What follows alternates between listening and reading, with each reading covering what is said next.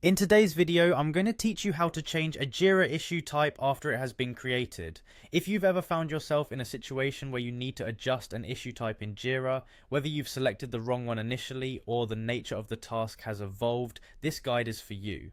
We'll walk through the process step by step to ensure you can confidently make these changes in your Jira projects. First, we need to navigate to the specific project where you want to manage your issue.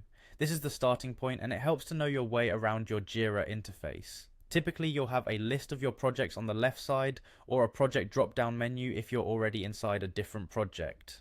Once you are in the right project, look for the Create button. Normally, you'll find this button nestled in the top right corner of your Jira window. Clicking this will open up a window for creating a new issue.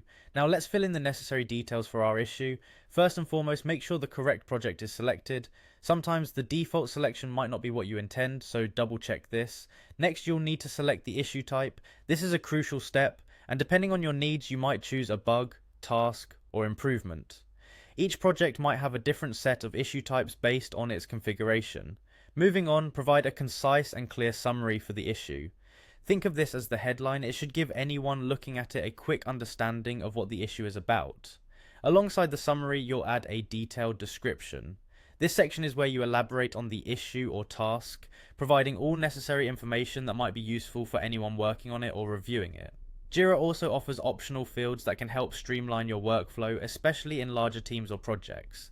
Here you can add details such as the assignee, who will be responsible for the issue, its priority, due date, and any labels or components that might be relevant. Tailor these additional fields based on your project's needs. Once you have filled everything out, it's time to submit the issue by clicking on the Create button.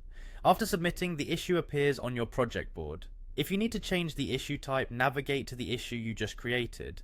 You'll notice an issue type icon, often a small icon located next to the issue number, or in the breadcrumbs section. By clicking on this icon, you'll open a drop-down menu of available issue types.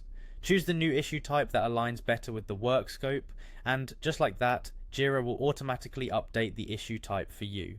Now you have the skills to adjust issue types in Jira whenever the need arises, ensuring your project management stays fluid and adaptable to any changes. Thank you for watching, and I hope you found this tutorial helpful.